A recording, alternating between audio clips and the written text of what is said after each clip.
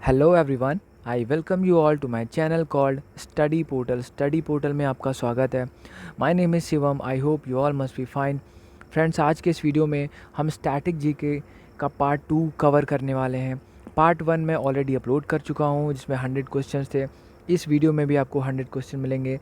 इसमें मैं क्वेश्चंस के अलावा आपको कुछ एक्सप्लेनेशन भी दूंगा। So without further any delay, let's begin the video. हमारा पहला क्वेश्चन है, हरियाणा का क्षेत्रफल कितना वर्ग किलोमीटर है, यानी कितने स्क्वायर किलोमीटर है हरियाणा का एरिया। तो ये है 44,212 किलोमीटर। ठीक है, 44,212 किलोमीटर ये एरिया है हरियाणा का। हरियाणा की राजधानी क्या है? चंडीगढ़ है। और यहाँ के जो मुख्यमंत्री हैं वो है मनोहर लाल खट्टर, जो कि भाजपा से हैं। सेकंड क्वेश्चन है, हरियाणा के पहले मुख्यमंत्री कौन थे? तो ये थे पंडित भगवत दयाल शर्मा। पंडित भगवत दयाल शर्मा हरियाणा के पहले मुख्यमंत्री थे और अभी हैं मनोहर लाल खट्टर। थर्ड क्वेश्चन है, किस देश की स्थल सीमा सर्वाधिक देशों के साथ लगती है? तो ये देश है, ये कंट्री है चाइना। चाइना की जो बॉर्डर लाइन है बहुत सारे देशों के साथ लगती है। इनफैक्ट दुनिया में सबसे ज़्यादा देशों के साथ चाइना की बॉर्डर लाइन टच करती है। और चाइना की कैपिटल है बीजिंग। यहाँ के जो प्रेसिडेंट हैं उनका नाम है जी जिनपिंग, कम्युनिस्ट पार्टी से बिलोंग करते हैं। ठीक है, यहाँ चलता है युआन। ठीक है, यहाँ की करेंसी है युआन। नेक्स्ट क्वेश्चन है, बैरोमीटर के पठन में तेज़ी से गिरावट किस बात का सूचक है? किस बात को ये इंडिकेट करता है? तो ये तूफ़ान का, यानी अगर तूफ़ान आने वाला होगा तो बैरोमीटर का जो क्या होता है, बैरोमीटर का जो कांटा होता है वो अचानक से नीचे आ जाएगा। ये इंडिकेट करता है कि तूफ़ान आने वाला है। नेक्स्ट क्वेश्चन है, भारतीय मरुस्थल का क्या नाम है? तो भारतीय मरुस्थल यानी डेजर्ट यानी रेगिस्तान का नाम है थार। ये राजस्थान में है। ठीक है, राजस्थान में ये मरुस्थल है, इसका नाम है थार। अगर दुनिया का सबसे बड़ा ड्राई डेजर्ट यानी सूखा या गर्म मरुस्थल पूछेंगे तो उसका नाम है सहारा। ये जो है ये आपको अफ्रीका कॉन्टिनेंट में यानी अफ्रीका महाद्वीप में मिलेगा। क्वेश्चंस और भी एक टाइप का है कि अगर दुनिया का सबसे बड़ा रेगिस्तान पूछेंगे तो इसका आंसर क्या होगा? दुनिया का सबसे बड़ा रेगिस्तान है अंटार्कटिका, यानी दुनिया का सबसे बड़ा डेजर्ट है कौन? अंटार्कटिका। लेकिन अगर ड्राई डेजर्ट पूछेंगे या सूखा मरुस्थल पूछेंगे या गर्म मरुस्थल पूछेंगे तो फिर आपको सहारा मार्क करना है। ठीक है, और इंडिया में पूछेंगे तो उसका नाम है थार, जो कि राजस्थान में। राजस्थान की कैपिटल है जयपुर। अशोक गहलोत यहाँ के सीएम है, कांग्रेस के। नेक्स्ट क्वेश्चन है, काजीरंगा राष्ट्रीय अभयारण्य किस राज्य में है? तो काजीरंगा नेशनल पार्क है असम में। इसके अलावा असम में मनास नेशनल पार्क भी है। ठीक है, और असम का एक डांस बहुत फेमस है जिसका नाम है बिहू। ठीक है, काजीरंगा जो राष्ट्रीय अभयारण्य है इसमें एक सींग वाला गैंडा रखा जाता है। असम की कैपिटल है दिसपुर। यहाँ के सीएम है सर्बानंद सोनोवाल, बीजेपी से। नेक्स्ट क्वेश्चन है, पृथ्वी अपनी धुरी पर किस दिशा में घूमती है? तो पृथ्वी अपनी धुरी पर पश्चिम से पूरब की ओर यानी वेस्ट टू ईस्ट की ओर घूमती है। उज्जैन किस नदी के किनारे बसा हुआ है? तो उज्जैन शिप्रा नदी के किनारे बसा हुआ है। इस तरह से कानपुर जो है वो गंगा नदी के किनारे, और हुगली नदी के किनारे कोलकाता बसा हुआ है। ठीक है, और दिल्ली यमुना नदी के किनारे। नेक्स्ट क्वेश्चन है, गोबर गैस में निम्न में से कौन सी धातु बिजली की सबसे अधिक सुचालक है? सुचालक कौन होता है, मैं आपको एक्सप्लेन करता हूँ। सुचालक मतलब जिसके अंदर से करंट पास हो जाए। और एक होता है कुचालक, यानी जिसमें से करंट ना जाए। जैसे कि लकड़ी में से करंट नहीं जाता तो लकड़ी है कुचालक। और जिसमें से करंट जाए, जैसे कि आयन यानी कि लोहा, लोहे में से करंट पास होता है तो ये सुचालक, यानी कि जिसमें से करंट जाएगा वो सुचालक यानी कि कंडक्टर है। और जिसमें से करंट नहीं पास होगा, जैसे कि रबड़ हो गया या फिर आपकी प्लास्टिक हो गई या फिर लकड़ी वुड हो गई, तो ये है कुचालक यानी कि इंसुलेटर। ओके, तो सबसे अच्छा जो सुचालक है चांदी है, क्योंकि इसमें से करंट बहुत अच्छे से पास होता है। लेकिन इसका यूज़ क्यों नहीं किया जाता? क्योंकि ये इतना ज़्यादा, मतलब इसका ये कंडक्टर इतना अच्छा होता है कि ये पिघल जाता है। इतना तेज़ी से करंट पास होता है कि पिघल जाता है, इसलिए वायर में इसका यूज़ नहीं करते। इसके अलावा इसके स्थान पर यूज़ करते हैं किसका? कॉपर का, यानी कि तांबे का यूज़ करते हैं। गोबर गैस में मुख्य रूप से क्या पाया जाता है? तो मीथेन। ठीक है, मीथेन गैस पाई जाती है गोबर गैस में। नेक्स्ट क्वेश्चन है, स्वतंत्रता मेरा जन्मसिद्ध अधिकार है और मैं इसे लेकर रहूँगा।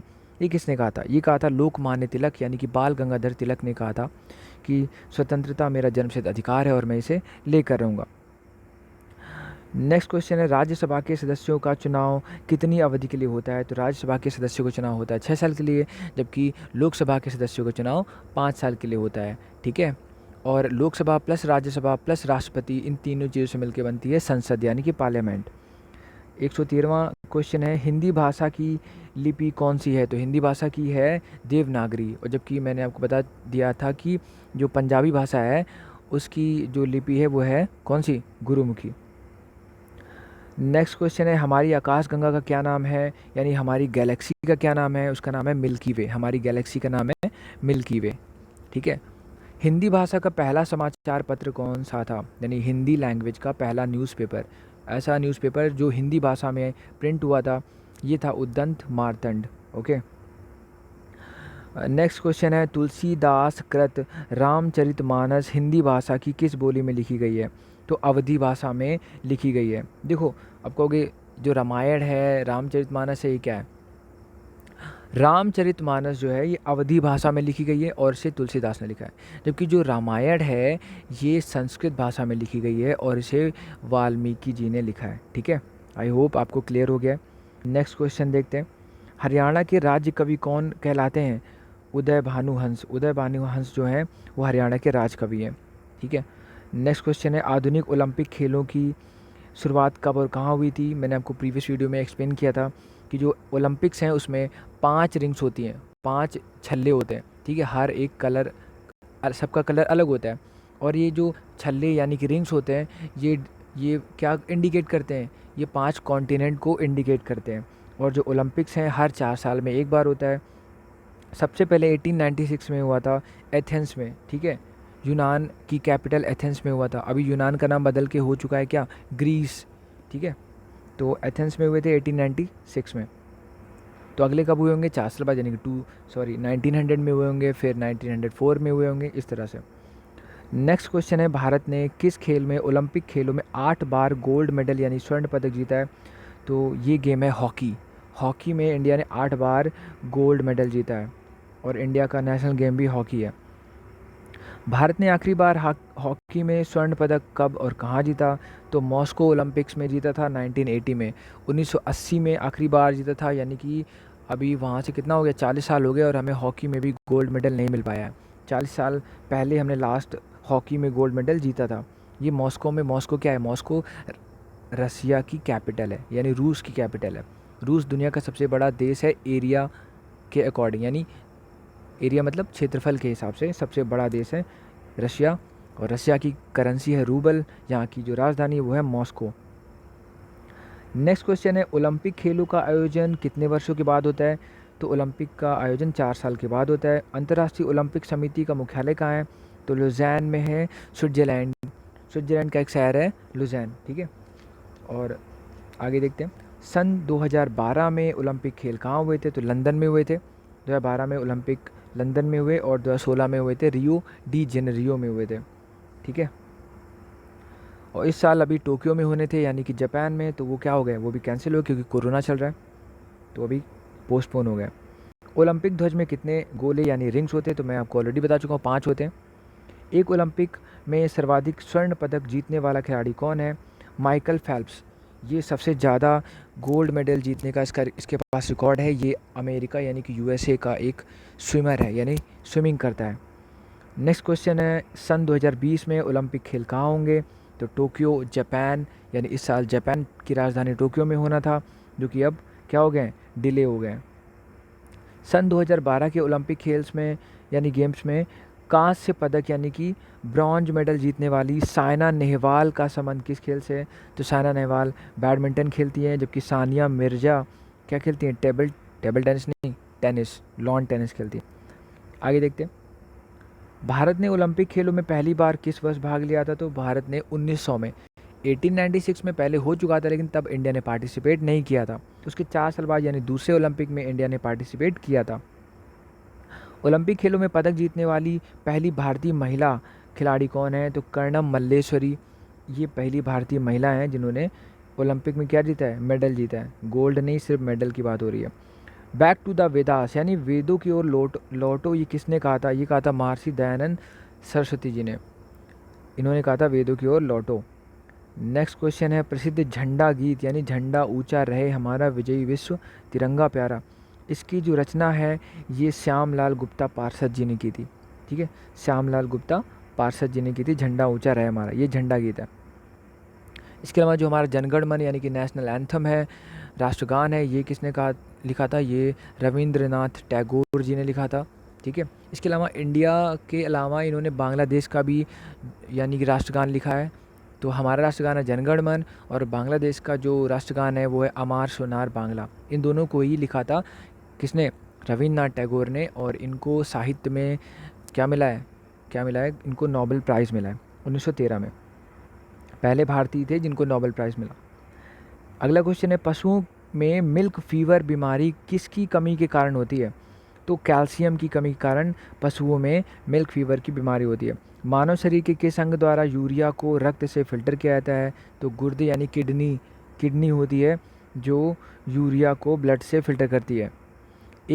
किस एकमात्र भारतीय को अर्थशास्त्र में नोबेल प्राइज़ मिला। तो अमर्त्य सेन जी को अर्थशास्त्र यानी इकोनॉमिक्स में मिला है नोबेल प्राइज़। ठीक है, अमर्त्य सेन को। भारत रत्न उस्ताद बिस्मिल्लाह खान किस वाद्य यंत्र के वादन में विख्यात रहे, यानी कौन सा वाद्य यंत्र बजाते थे उस्ताद बिस्मिल्लाह खान जी। तो ये शहनाई बजाते थे। ठीक है, भारत के अंतिम गवर्नर जनरल कौन थे। तो भारत के अंतिम गवर्नर जनरल थे सी राजगोपालाचारी। आप कहोगे ये कौन थे। देखो, सबसे अगर क्वेश्चन आता है कि भारत के आखिरी गवर्नर जनरल तो वो हो जाएगा सी राजगोपालाचारी। लेकिन अगर क्वेश्चन आता है भारत के आखिरी ब्रिटिश गवर्नर जनरल, यानी कि अगर एक इंग्लिश पर्सन का नाम आ रहा है यानी ब्रिटिश का नाम आ रहा है तो वो हैं कौन, लॉर्ड माउंट बेटन। ठीक है, माउंट बेटन जो थे वो आखिरी गवर्नर जनरल थे। फिर भारत आज़ाद हो गया तो उन्होंने क्या, रिज़ाइन किया और किसी भारतीय ने यानी सी राजगोपालाचारी ने वो पद को संभाला और उसका नाम था, वो कौन सा पद था, यानी गवर्नर जनरल का पद था। ठीक है, तो अगर आखिरी गवर्नर जनरल पूछेगा वो भी ब्रिटिश में कि कौन सा ब्रिटिशर ऐसा था जो आखिरी गवर्नर जनरल था, तो वो था लॉर्ड माउंट बेटन। और आखिरी गवर्नर जनरलशिप कह दे तो वो होंगे सी राजगोपालाचारी। इसके बाद ये पोस्ट ही ख़त्म कर दी गई थी। भिलाई इस्पात संयंत्र का निर्माण किस देश के सहयोग से हुआ था। भिलाई छत्तीसगढ़ में। ठीक है, भिलाई स्टील प्लांट की बात हो रही है, ये हुआ था रूस के सहयोग से यानी रसिया की सहयोग से। यहाँ की कैपिटल है मॉस्को, रूबल चलता है यहाँ पे। व्लादिमीर पुतिन यहाँ के राष्ट्रपति हैं। 138वां क्वेश्चन है उत्तरी ध्रुव में यानी नॉर्थ पोल में भारत के अनुसंधान केंद्र का नाम क्या है। तो हिमाद्री नाम है। ठीक है, नॉर्थ पोल में जो भारत का रिसर्च सेंटर है उसका नाम है हिमाद्री। अगला क्वेश्चन है विश्व में माउंट एवरेस्ट पर चढ़ने वाली प्रथम महिला कौन थी। जापान की जुनको तवाई पहली महिला की बात कर रहा है जो माउंट एवरेस्ट पर चढ़ गई, ये जापान की थी जिनका नाम है जुनको तवाई। और जो माउंट एवरेस्ट है ये जो है ये नेपाल में है। ठीक है, ये नेपाल में भी है, चाइना में भी है, लेकिन चाइना की तरफ से चढ़ाई बहुत मुश्किल है, इसे ज़्यादातर लोग नेपाल से चढ़ते हैं। और माउंट एवरेस्ट पे चढ़ने की जो लागत है यानी कॉस्ट लगभग 20 से 30 लाख रुपए आती है। आगे देखते हैं। और नेपाल के बारे में बता दूँ, नेपाल की जो कैपिटल राजधानी है वो है काठमांडू। ठीक है, और केपी शर्मा ओली यहाँ के कौन है, प्रधानमंत्री यानी खड़गा प्रसाद शर्मा ओली। आगे देखते हैं पीलिया किस रंग का रोग है, किस अंग का रोग है सॉरी। तो पीलिया जो है वो यकृत यानी लीवर में हो जाता है पीलिया, यानी पीलिया को कहते हैं जॉन्डिस, ये लीवर में होता है। द्रव सभी दिशाओं में समान दाब पारित करता है, यह कथन किस नियम से संबंधित है। तो पास्कल का नियम है ये। पास्कल का नियम क्या है, द्रव यानी लिक्विड सभी दिशाओं में समान दाब पारित करता है, ये पास्कल का रूल है, लॉ है। नेक्स्ट क्वेश्चन है क्लोरोफिल का खनिज घटक क्या है। तो क्लोरोफिल का खनिज घटक है मैग्नीशियम। ठीक है, तो क्लोरोफिल कहाँ होता है, पत्तियों में होता है, पेड़ों की पत्तियों में क्लोरोफिल होता है और उसमें मैग्नीशियम भी होता है। अगला क्वेश्चन है एलपीजी गैस में क्या होता है। तो ब्यूटेन होता है। ठीक है, एलपीजी में जो है प्रोपेन प्लस ब्यूटेन का मिक्सचर होता है, लेकिन इन गैसों में कोई भी स्मेल नहीं होती है। तो हमें पता चले कि गैस लीक हो रही है, इसलिए प्रोपेन प्लस ब्यूटेन के अलावा एक और गैस मिलाई जाती है ताकि हमें पता चल जाए कि हाँ ये गैस लीक हो रही है। तो वो जो गैस मिलाई जाती है ताकि हमें स्मेल आए लीकेज की, तो वो है इथाइल मरकैप्टन। ठीक है, इथाइल मरकैप्टन उसमें ऐड कर देते हैं ताकि पता चल जाए कि हाँ लीकेज हो रहा है। अगला क्वेश्चन है, किसने सर्वप्रथम अशोक के अभिलेखों को पढ़ा था? यानी अशोक कौन थे? अशोक थे मौर्य वंश के तीसरे राजा। मौर्य वंश के जो संस्थापक थे वो थे चंद्रगुप्त मौर्य, जो कि चाणक्य की सहायता से उन्होंने नंद वंश के आखिरी राजा धनानंद को हराया था और मौर्य वंश की स्थापना की थी। चंद्रगुप्त मौर्य का लड़का था बिंदुसार और बिंदुसार का लड़का था अशोक। ठीक है, तो अशोक के बहुत सारे अभिलेख हैं। तो ये ऐसी भाषा में थे जो कोई पढ़ नहीं पाता था, तो इसे पढ़ा था जेम्स प्रिंसेप ने। किस बौद्ध भिक्षु के प्रभाव में अशोक ने बौद्ध धर्म ग्रहण किया था?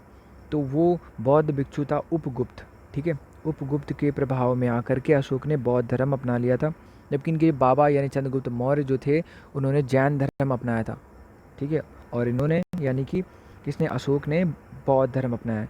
अगला क्वेश्चन है, कौन सा मुगल बादशाह अशिक्षित है यानी अनपढ़ था? ये अकबर। अकबर अनपढ़ था और अकबर जो था उसके पिता का नाम हुमायूं था और अकबर के बेटे का नाम जहांगीर था।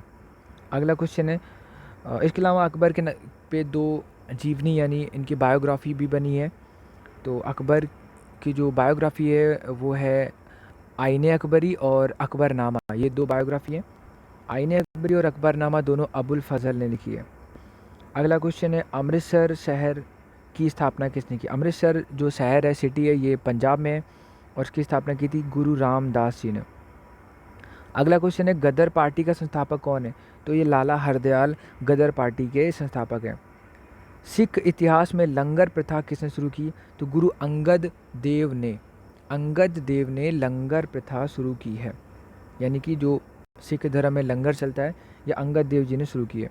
सबसे प्राचीन वेद कौन सा है? ऋग्वेद सबसे प्राचीन वेद है। ठीक है, और जो हमारा गायत्री मंत्र है, गायत्री मंत्र, ये भी ऋग्वेद से लिया गया है। किस सुल्तान ने अपनी राजधानी दिल्ली से दौलताबाद शिफ्ट कर दी यानी स्थानांतरित कर दी? मोहम्मद बिन तुगलक। ठीक है, तुगलक वंश का था मोहम्मद बिन तुगलक और इसने अपनी राजधानी दिल्ली से दौलताबाद कर दी। प्रथम पंचवर्षीय योजना का आरंभ कब हुआ? तो ये 1951 में हुआ। ठीक है, 1951 में पहले ही पंचवर्षीय 5 ईयर प्लान स्टार्ट हुआ था 1951 में।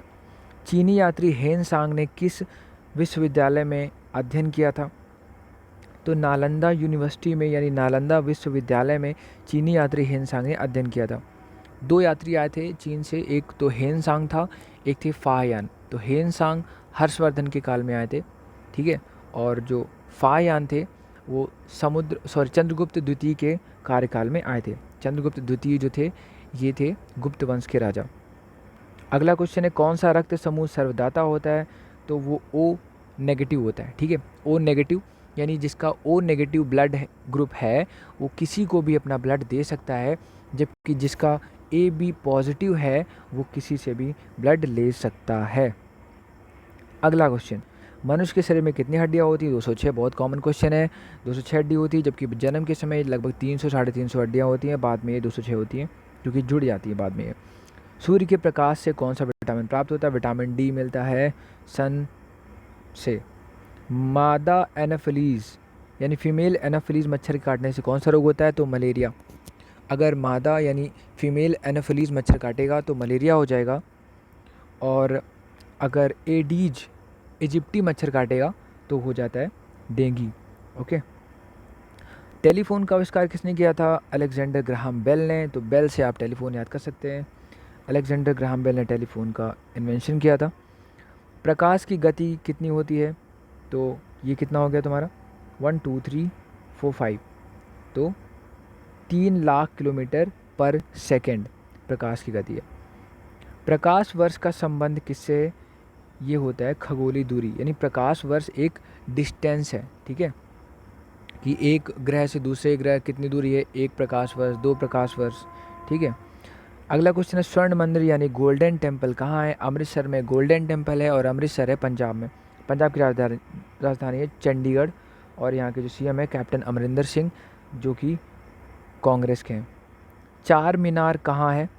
चार मीनार है हैदराबाद में। ठीक है, कुतुब मीनार दिल्ली में और चार मीनार हैदराबाद में। हैदराबाद राजधानी है तेलंगाना की। कुतुब मीनार कहाँ है? दिल्ली में। दिल्ली एक यूनियन टेरिटरी यानी केंद्र शासित प्रदेश है। गेटवे ऑफ इंडिया कहाँ है? मुंबई में है। इंडिया गेट दिल्ली में है और गेटवे ऑफ इंडिया मुंबई में। ओके, इंडिया गेट दिल्ली में, गेटवे ऑफ इंडिया मुंबई में। ताजमहल कहाँ है? आगरा में, और इसे शाहजहाँ ने बनवाया था, आगरा में। आज़ाद हिंद फ़ौज की स्थापना किसने की? कहाँ हुई थी ये? आज़ाद हिंद फ़ौज की स्थापना सिंगापुर में हुई थी, सुभाष चंद्र बोस जी ने की थी। ठीक है, अगला क्वेश्चन है, शिक्षक दिवस कब मनाते हैं? 5 सितंबर को मनाते हैं, टीचर्स डे। 5 सितंबर को टीचर्स डे मनाते हैं। खेल दिवस कब मनाते हैं? गेम्स डे, ये होता है 29 अगस्त को। किसके जन्म दिवस को खेल दिवस के रूप में मनाते हैं? मेजर ध्यानचंद, जो कि हॉकी के बहुत अच्छे खिलाड़ी थे, इनके जन्म दिवस को हम खेल दिवस के रूप में मनाते हैं, जो कि 29 अगस्त को होता है। विश्व पर्यावरण दिवस यानी वर्ल्ड एनवायरनमेंट डे, ये होता है 5 जून को। ये बहुत आसान क्वेश्चन है, आपको आना चाहिए। करो या मरो, ये नारा किसने दिया? ये स्लोगन किसने दिया? डू और डाई, ये महात्मा गांधी ने दिया था। ठीक है, अगला क्वेश्चन, जय हिंद का नारा किसने दिया? सुभाष चंद्र बोस जी ने जय हिंद का नारा दिया था। दिल्ली चलो का नारा किसने दिया? नेताजी सुभाष चंद्र बोस जी ने दिल्ली चलो का नारा दिया। यानी दिल्ली चलो और जय हिंद दोनों स्लोगन सुभाष चंद्र बोस जी ने दिए थे। वेदों की और लौटो यानी बैक टू द वेदास, ये नारा यानी स्लोगन दिया था दयानंद सरस्वती जी ने। इंकलाब जिंदाबाद, ये किसने कहा था? भगत सिंह ने कहा था इंकलाब जिंदाबाद। तुम मुझे खून दो मैं तुम्हें आज़ादी दूंगा, ये नारा दिया था नेताजी सुभाष चंद्र बोस जी ने। अगला क्वेश्चन है, आराम हराम है, आराम हराम है, ये स्लोगन दिया था जवाहरलाल नेहरू, जो भारत के पहले प्रधानमंत्री थे। आराम हराम है। जय जवान जय किसान, ये नारा दिया था लाल बहादुर शास्त्री। ठीक है, ये भारत के दूसरे क्या थे?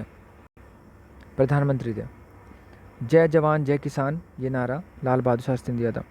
अगला क्वेश्चन है, जय जवान जय किसान का नारा, ये अगेन क्वेश्चन रिपीट हो चुका है। अगला देखते हैं, मारो फिरंगी को, ये कहा था मंगल पांडे ने। सबसे पहले इन्हें फांसी पे चढ़ाया गया था। मारो फिरंगी को, ये कहा था मंगल पांडे ने। सरफरोशी की तमन्ना अब हमारे दिल में है, देखना है जोर कितना बाजुए कातिल में है, ये नारा दिया था राम प्रसाद बिस्मिल जी ने। ठीक है, राम प्रसाद बिस्मिल जी ने ये नारा दिया था। भारत का नेपोलियन किसे कहते हैं? समुद्रगुप्त को कहते हैं भारत का नेपोलियन। अब ये समुद्रगुप्त कौन है? समुद्रगुप्त है गुप्त वंश का राजा, गुप्त वंश के संस्थापक थे श्रीगुप्त। ठीक है, लेकिन उनका जो पहला मेन राजा है वो है चंद्रगुप्त। सिर्फ चंद्रगुप्त है, चंद्रगुप्त मौर्य मत लगाना, मौर्य लगाते ही वो चंद्रगुप्त मौर्य जो है वो मौर्य वंश का है, उससे उसका कोई रिलेशन नहीं है। चंद्रगुप्त फर्स्ट यानी चंद्रगुप्त वन की बात हो रही है, तो चंद्रगुप्त वन का लड़का है समुद्रगुप्त। ठीक है, और समुद्रगुप्त का लड़का है चंद्रगुप्त टू। अगला क्वेश्चन, सती प्रथा के अंत में सबसे अधिक प्रयास किस समाज सुधारक का रहा है? तो राजा राम मोहन रॉय। राजा राम मोहन रॉय ने बहुत काम किया इस मैटर पे, यानी सती प्रथा के अंत को लेकर के बहुत उन्होंने प्रयास किए, तब जाकर के सरकार ने, यानी कि सरकार का जो एजेंट है यानी विलियम बेंटिक, जो कि गवर्नर जनरल थे भारत के पहले, इन्होंने ये एबॉलिश कर दिया यानी ख़त्म कर दिया। रामकृष्ण मिशन की स्थापना किसने की थी? स्वामी दयानंद सरस्वती जी ने रामकृष्ण मिशन की स्थापना की थी।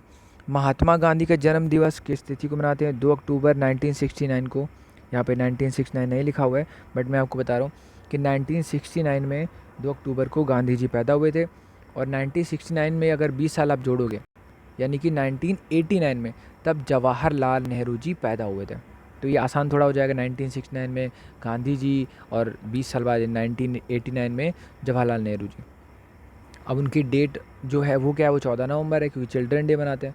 तो 14 नवंबर को जवाहरलाल नेहरू का और 2 अक्टूबर को गांधी जी का। महात्मा गांधी का पूरा नाम था मोहनदास करमचंद गांधी, और इनको जो उपाधि किसने दी थी महात्मा की? ये रविंद्रनाथ टैगोर जी ने दी थी महात्मा की उपाधि, रविंद्रनाथ टैगोर, जिन्होंने भारत का राष्ट्रगान लिखा है जनगण मन, और बांग्लादेश का भी लिखा है अमर सोनार बांग्ला। ये बंगाल में रहते थे। अगला क्वेश्चन है, माई एक्सपेरिमेंट्स विद ट्रूथ, ये किसने लिखा है? ये महात्मा गांधी की किताब है my experiments with truth. Bharat का सर्वोच्च नागरिक सम्मान कौन सा होता है? हाईएस्ट सिविलियन अवार्ड है भारत रत्न। ठीक है, भारत रत्न अवार्ड भारत का सर्वोच्च सिविलियन अवार्ड है। इसके बाद जो है वो है पद्म विभूषण, पद्म भूषण, फिर पद्म श्री। अगला क्वेश्चन है, फिल्म के क्षेत्र में दिया जाने वाला सर्वोच्च भारतीय पुरस्कार है दादा साहब फाल्के पुरस्कार, ये फ़िल्म के क्षेत्र में दिया जाने वाला सबसे सर्वोच्च पुरस्कार है। भारत का सर्वोच्च वीरता पुरस्कार कौन सा है? परमवीर चक्र। ठीक है, तो एक होता है परमवीर चक्र, एक होता है महावीर चक्र और एक होता है वीर चक्र। ये जो अवार्ड हैं ये युद्ध के समय दिए जाते हैं। जब युद्ध होता है उसमें जो लोग अपनी वीरता दिखाते हैं, जो सैनिक, उनको दिया जाता है परमवीर चक्र, सबसे हाईएस्ट होता है। फिर होता है महावीर चक्र, फिर होता है वीर चक्र। अगला क्वेश्चन है, भारत का शेक्सपियर किसे कहते हैं? तो वो है कालिदास जी। ठीक है, कालिदास जी जो हैं वो भारत के शेक्सपियर कहे जाते हैं। कंप्यूटर का पिता कौन है? Charles Babbage. ये तो आसान क्वेश्चन है। अंतरिक्ष में जाने वाले प्रथम व्यक्ति कौन थे? यूरी गागरिन, रूस। ठीक है, यानी रूस और अमेरिका दोनों में एकदम फाइटिंग चल रही थी, कौन स्पेस में अपनी जो क्या कहते हैं पावर शो करेगा। तो रूस ने सबसे पहले भेज दिया स्पेस में, यानी कि कहाँ? अंतरिक्ष में। अंतरिक्ष में भेज दिया और जो आदमी भेजा उसका नाम था यूरी गागरिन। लेकिन अमेरिका इसमें तो हार गया, लेकिन अमेरिका ने एक आदमी अपना भेज दिया मून पे, यानी चंद्रमा पे, और वो था नील आर्मस्ट्रॉन्ग। ठीक है, नील आर्मस्ट्रॉन्ग जो सबसे पहला इंसान जो चंद्रमा पे उसने कदम रखा। और अगर अंतरिक्ष में जो सबसे पहले गया है वो है यूरी गागरिन, रूस का। तो नील आर्मस्ट्रॉन्ग अमेरिका का है और यूरी गागरिन रूस का है। अगला क्वेश्चन, चंद्रमा पर कदम रखने वाले प्रथम व्यक्ति कौन है? नील आर्मस्ट्रॉन्ग, जो कि अमेरिका के हैं और अमेरिका की राजधानी है वाशिंगटन डीसी। डीसी का मतलब होता है डिस्ट्रिक्ट ऑफ कोलंबिया। यहाँ के प्रेसिडेंट है डोनाल्ड ट्रंप, जो कि रिपब्लिकन पार्टी के। यहाँ दो मेन पार्टी हैं, जैसे भारत में भाजपा और कांग्रेस मेन पार्टीज़ हैं, उसी तरीके से वहाँ पे दो पार्टीज़ हैं, रिपब्लिकन पार्टी और डेमोक्रेटिक पार्टी।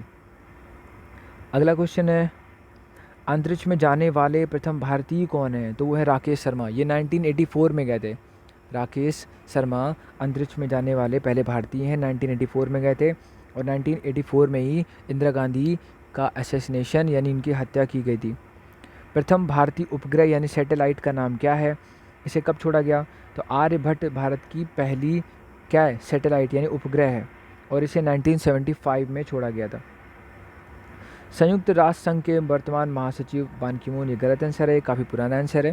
ठीक है, अगला क्वेश्चन देखते हैं, अंतर्राष्ट्रीय महिला दिवस कब मनाते हैं? 8 मार्च को इंटरनेशनल वुमेंस डे मनाते हैं। So thank you so much for watching this.